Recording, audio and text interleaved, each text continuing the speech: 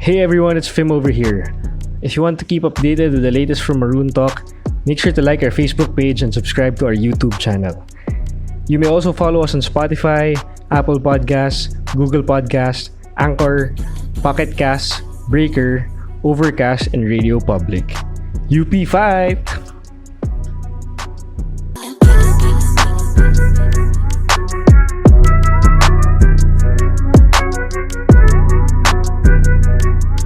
Welcome to Maroon Talk, the only segment dedicated for anything and everything UP fighting Maroons. I'm Fim Maran, batch 2010 from UP Los Baños. Enzo Regondola, batch 2010 from UP Diliman. Miguel Ordonez, batch 2011 from UP Diliman. What's up, sirs? Kumusta kayo? Ayos lang. Been a while. So, balita sa'yo. Tagal na nating di nagre-record Ayun, syempre, masaya tayo. Kasi Saan? 19 wins na yung Phoenix Suns natin eh. Yeah. Ganun ba? Pakilang kayo sa West? Oh, Pakilang kayo sa West? Kung number naalala 4. mo. Wow! Number 4. Wow! Mas okay kayo kaysa sa Dallas. Mas okay kayo kaysa sa... Oh, number 4. Ano pang malupit na team na? Nuggets din ata. Portland. Nuggets. Mahina din ang Nuggets. O, di ba? Oo, di ba? Kasi number 1, 2, 3 ang Jazz. Nuggets, Lakers, Clippers ngayon eh. Blazers. Okay. Looking good, ha? Oo. Looking good. Parang yung Brooklyn Yun, Nets ko yun lang. lang naman. Parang yung Brooklyn Nets ko lang. Parang ganun lang. Medyo maganda yung matchup oh. Doon tayo magharap sa finals, no? Okay. PL, anong team mo, ha? Ito. Gusto ang ano sa NBA? Ano ako eh? Gusto ko talaga si Carmelo kaso wala na talaga pag-asa eh. So, ano lang tayo? Blazers. Yung team ko talaga Lakers, pero yung player ko, Kyrie. Oh, yan. Tayo ay teammates.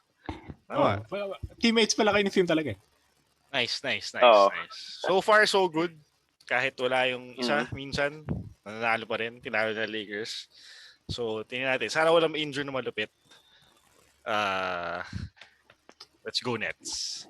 Sa Suns. Actually, sa Suns Go din. Suns. Inaano ko rin.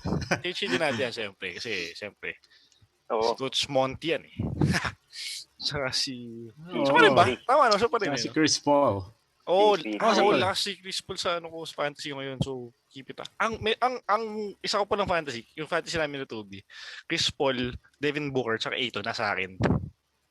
Solid. Tama ba? Tama ba? Solid. Kung di nagkakamali Or Okay Devin Booker, Aito lang. Anyway, lakas sila. Okay. So, thank you guys. Good. Sana tuloy-tuloy lang yan. Okay. Dahil dyan, hindi man yan pag-usapan natin this episode, no? Well, wala pa rin tayong UAP. Wala pa rin tayong PBA. Wala pa rin tayong NCAA. Kahit volleyball, wala sa Pilipinas.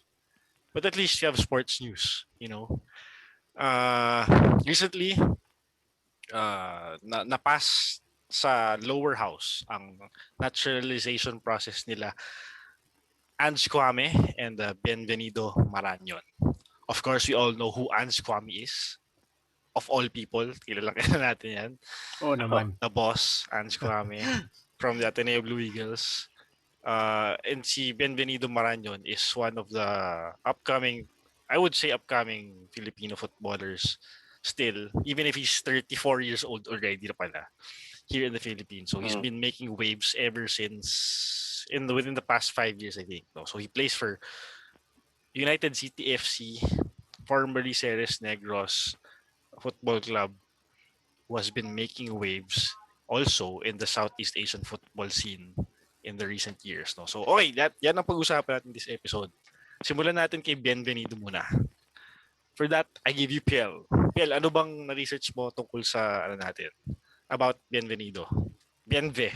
Okay. Actually, hindi ko lang narinig yung pangalan niya eh. So, ni-research ko talaga siya. Tapos, yun nga, naglaro siya sa Ceres. Ngayon, yung United City na, di ba?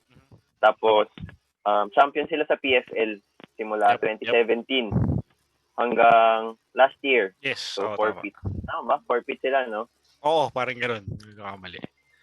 Tapos, last year din, nalo siya ng Golden Boot. Sa PFL. Sa PFL to. Tapos ano na nga, so siya sa mga prolific scorers ng Southeast Asia. Siya yung top ngayon top goal scorer ng AFC with 35 goals. Yan, tama. Aside from what PL mentioned, no, yung Ceres, as I mentioned earlier, has been making a name for themselves in the Southeast Asian football scene. They've been constantly part of the AFC Champions League, if I'm not mistaken. Ito yung equivalent ng UEFA Champions League sa Europe. But comparing it to Asia, mas maraming bansa, mas malaki yung tournament na to comparing it to well, at least in terms of number, I think. Kasi kung Asia, it's the biggest continent, right? So kung lalaban ka ng malupit against the top Asian clubs, not international teams. Ang dami talagang kalaban. You can range to Kazakhstan, to Japan, who has been perennial World Cup participant. Korea andyan din, Indonesia.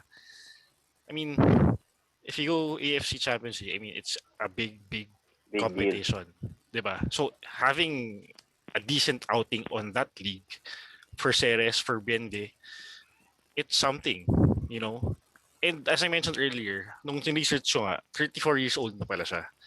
How does this impact Philippine football? As we all know, Phil Young husband has retired from international football. Chiefy has retired from international football. Malamang si James din soon. And yung mga usual strikers lang sila Javi Patino, tama Phil ba? Na Ascals yan. Has been on and off kasi yung commitment sa China, ganyan.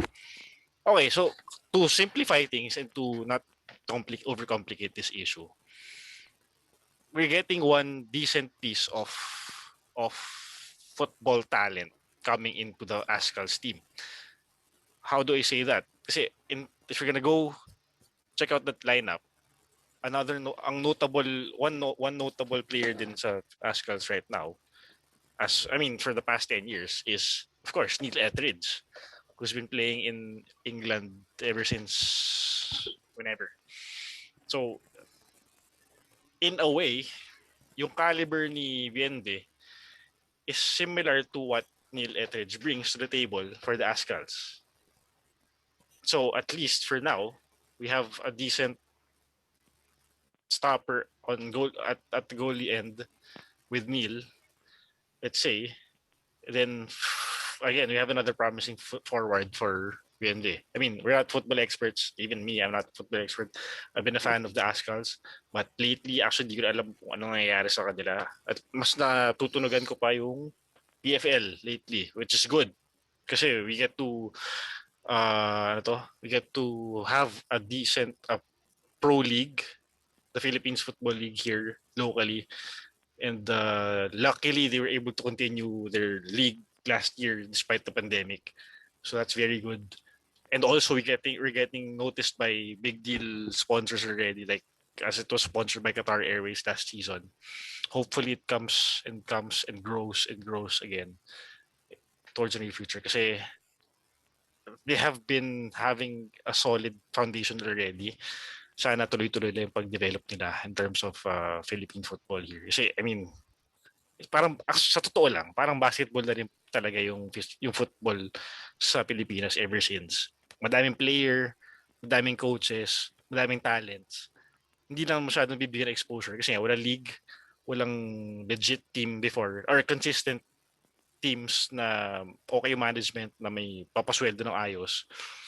So at least now, the recent years, the past decade, I guess I would say, it's been getting that momentum slowly but surely. So hopefully tuloy-tuloy pa na siya. Sige, Pierre, anything else to add to this kay BNV? Yung sa akin siguro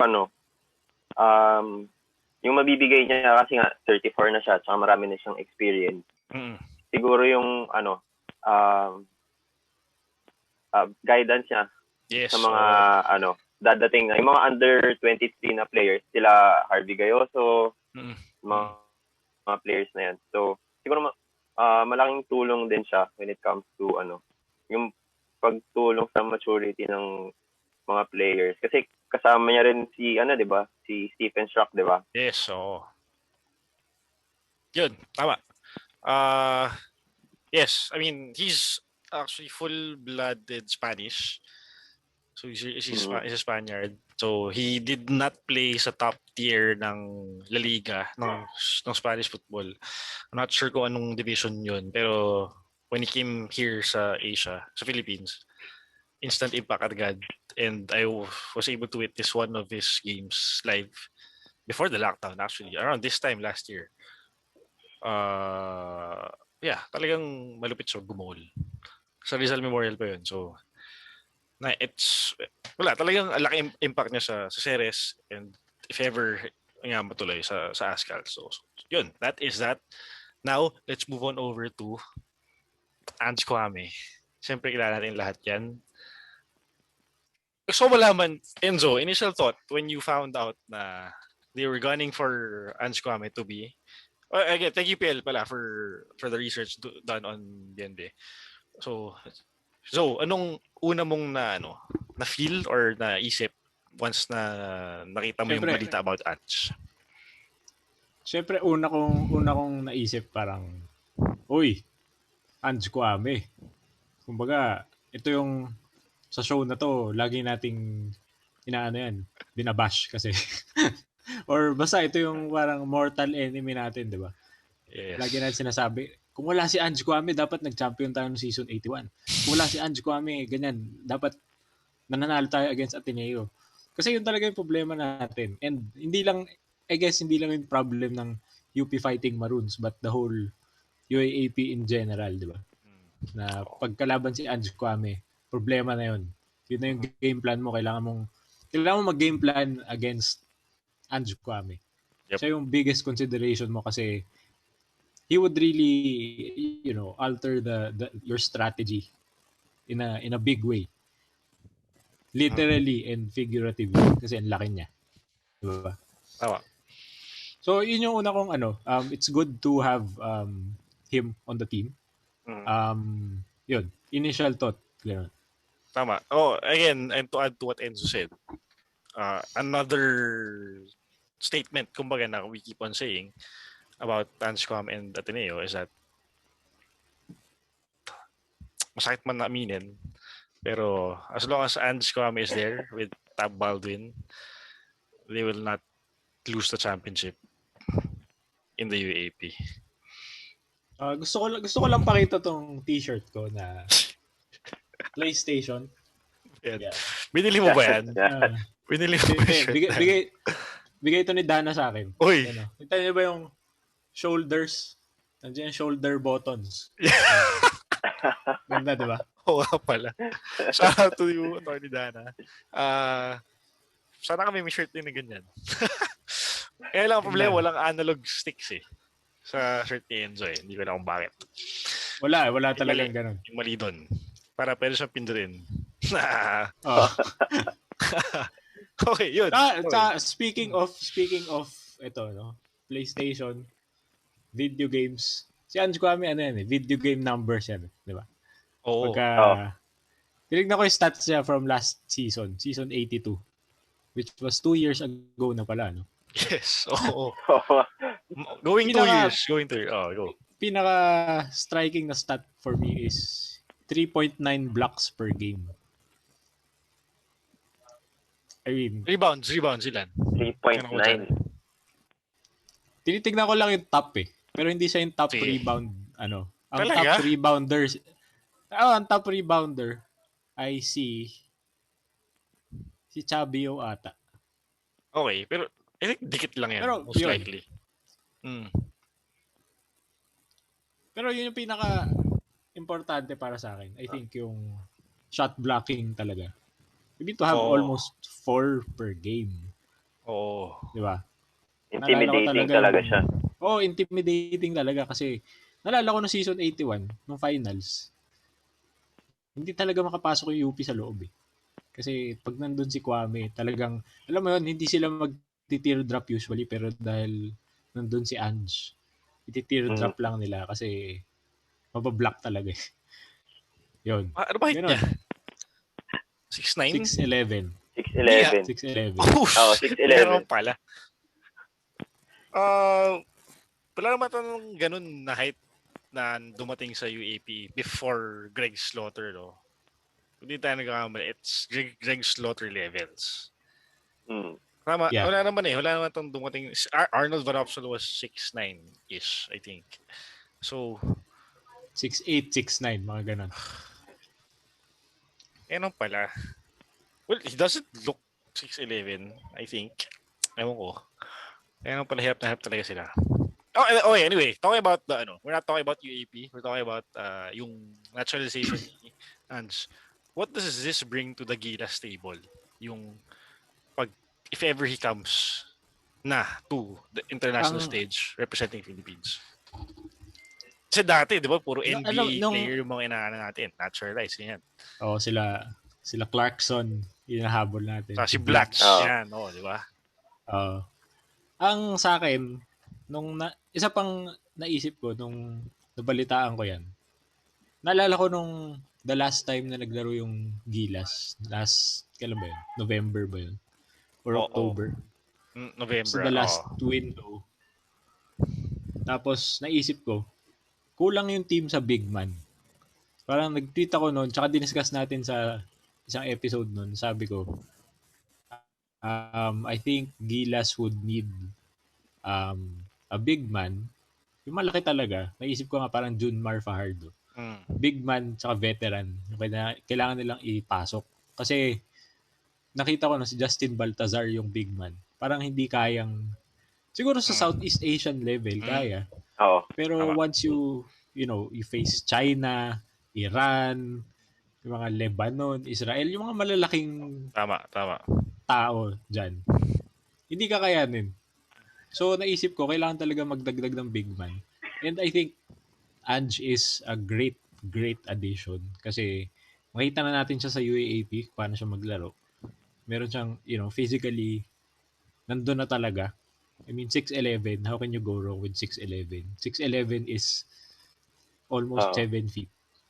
Kaya mo makipagsabayan kila DeAndre Jordan, kila yung mga NBA player, the US born guys.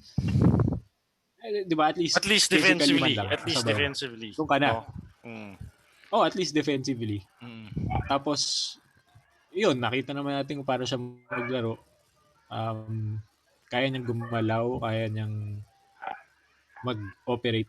Tapos, magaling yung coach nila. So, mahanapan nila ng paraan yan paano ma-integrate si Kouame, paano ma-exploit in an international game, di ba? So, 3 points pa Siyempre, ang downside, wala pa siyang hindi siya yung hinahanap ko veteran addition. Kasi siyempre, wala pa siyang experience, pero dadating din yun, and at least meron na tayong sure na tao kung mag-grant man yung citizenship niya. Tsaka yun, I mean, before, usually, yung mga nananaturalize nga na player, kumbaga middle-aged na eh. Ito, bata pa. So, yes. I mean, so once na-start na niya agad yung process, yung become a citizen, he has what? We have, the Philippines has like 10 or so years of maximizing his talent as a member of the national team to be maximized sa international stage. Now, we haven't really done before. Kasi we had Blatch, we had Doubt-Hit. Yan. So, I mean, we have more time to improve for him. Given na promising na talaga siya ngayon. So, yeah, I guess it's a good move na habang bata pa and while Coach Tab is still there, maximize si Kouame. So, brighter days ahead once he becomes a Filipino. Piel, ikaw, anong take mo dito? Nung unang nabasa ko yung article, parang naisip ko, di ba meron silang nina-naturalize dati na NBA caliber din. Kung natatandaan niyo si Isaiah Austin. Yun. Tama. Ayun. Naisip ko bakit hindi na lang siya. Pero, yun nga, yung may condition din kasi siya. So, baka hindi siya payagan sa ibang bansa. Tapos, naisip ko din, si Kouame bata pa eh. So, mas pwede mo siyang i-improve. Parang ilang taon na ba siya? 21? 20? Mga ganun lang. Parang mga ganun pa lang siya, di ba? So, ang laki ng ceiling mo eh. Ang taas pa ng ceiling na, ang taas pa ng ceiling niya. Tapos yung madadala niya siguro sa local players, mas makakalaro ng yung position talaga nila. Yung mga players natin, mga locals natin, like sila Kobe, sila Dave, yung mga ganun players na sinistretch masyado yung nila kasi wala nga tayong big man talaga. Tama. Good points. Tama. Yan. And I mean, I guess lacking a big man has been a perennial problem for the Philippines when it comes to the world stage. So, this is a good sign for our kasi syempre yun naman talaga yung disadvantage against other countries playing in the national level, no? Yun. As mentioned ni Zoe, dagdag ko lang ulit na basta ang suot niyang blue ay Gilas Pilipinas blue. Cheer ka namin. Tsaka si Tab Baldwin din. Pati si Coach Tab. Sorry, si Tab. siya. Wala yung problema.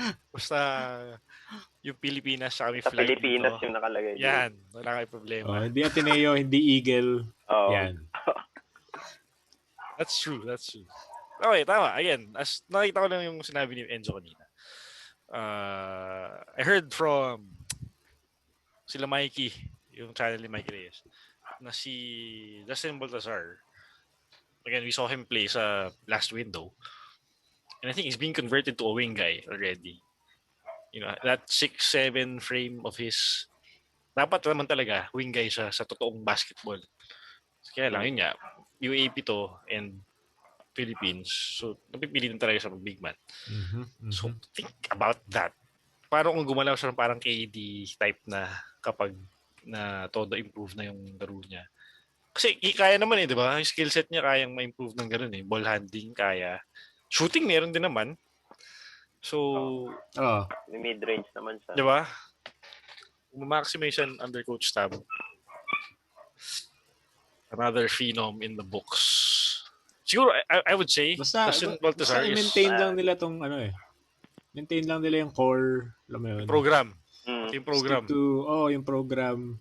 Kasi, importante ito, yung mga UAAP guys na kilala na natin, naglalaro the past 2-3 seasons sa UAAP. Bata pa yung mga yan. So, tapos they've played against each other competitively sa UAAP.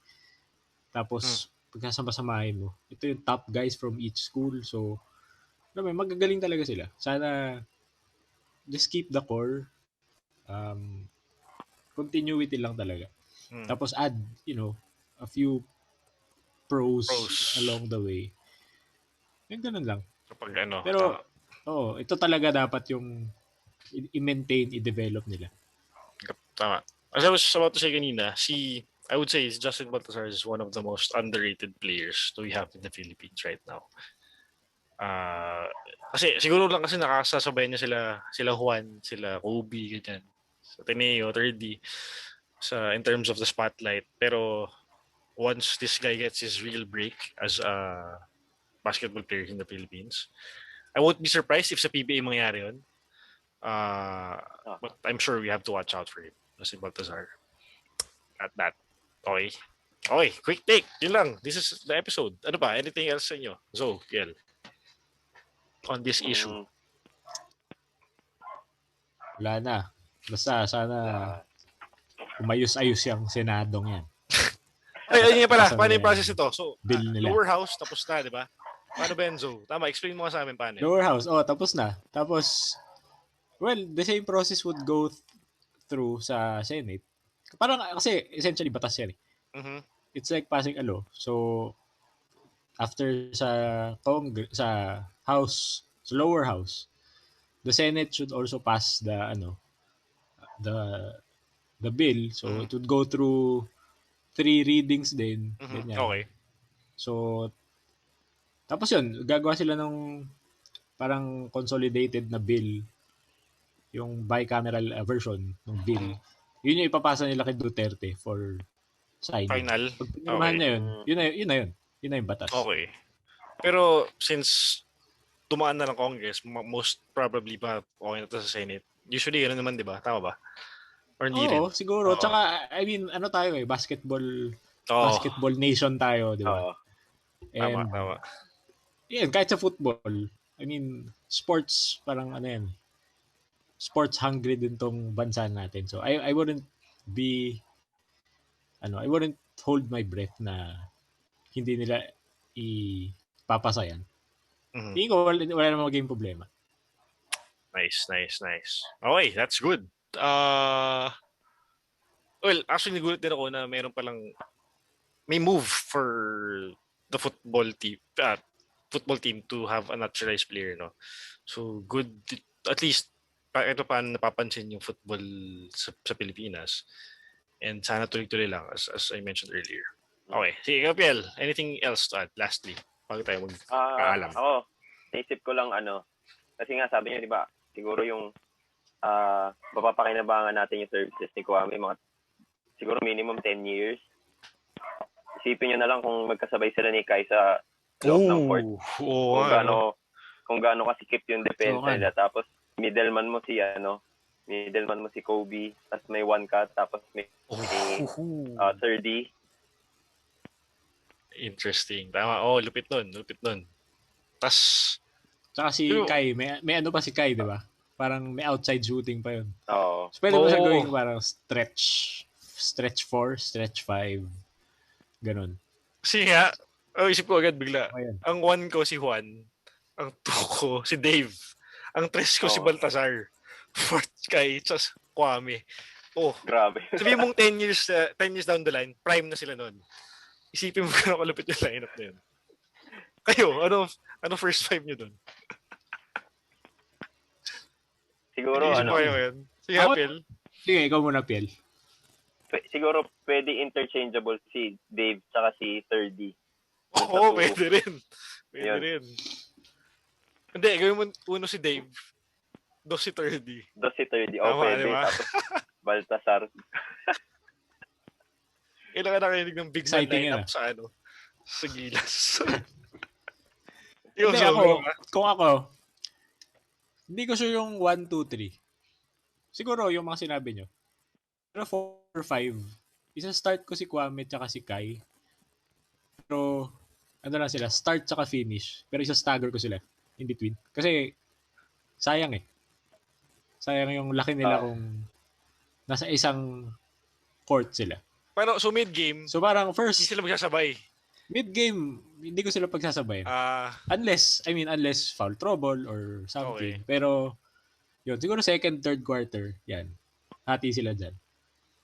Pero basta start tsaka finish. Dun sila. Dun ko sila pagsasabayin. Sa starting 5 tsaka sa finishing 5. Interesting. Tama, di ba? Natin i-easter ito pala bigla. Nice. Makes us dream.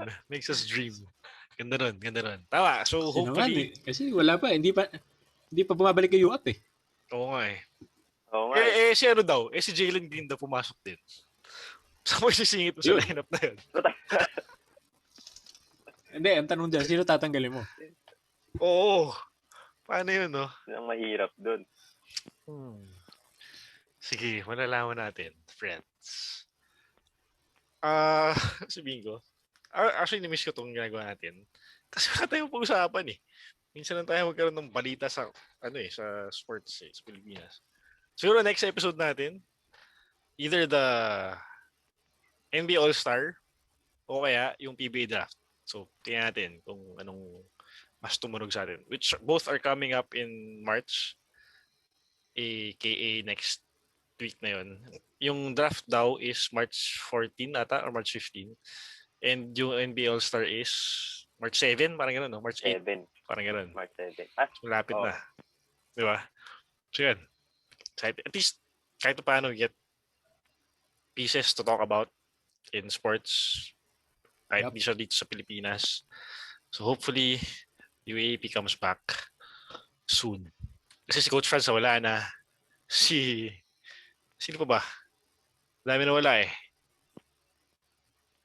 Actually, hindi ko na keep track yung timeline natin since after 82 eh. So madaming surprises. Adamson's been making moves from the juniors ranks. Yung mga players sila umangat na seniors. So again, another exciting team to watch out for, even if nakala si Coach Franz. FEU, I'm sure will be competitive. Ito na yung natin pag-usapan. Kasi alam na natin yan. Visit na yan. Alam na natin yan. Sige na. UP, dami natin player, hindi natin alam kung sino yung magiging lineup talaga. Kaya natin mag-UAP ng tayo lang. Oo nga. Kaya natin mag-sports fest ng college basketball na tayo lang. Meron tayong tatlong starting 5 na competitive yun. Oo. Tatlong teams na yun. Oo. Kasi coach mo kung sino alin mo. Finalize for next season. Okay, yun lang. Miss Pel, Miss Zoe. Gawin natin ito ulit. Nakamiss, no? I'm sure nakamiss mag-usap ng ganito kahit, again, wala kami alam about this stuff. We're just fans. We're not experts at all. So kung i-bash kami, okay lang. Go ahead. Pero mag-like, subscribe nyo para okay pa rin. Yeah. Peace, friends. Anything else? Goods? Bye. This has been Maroon. See you next time. Maraming salamat, peeps. UP Fight, Laban Pilipinas. Puso. KPL. Zoe. Bye. Ingat. Bye.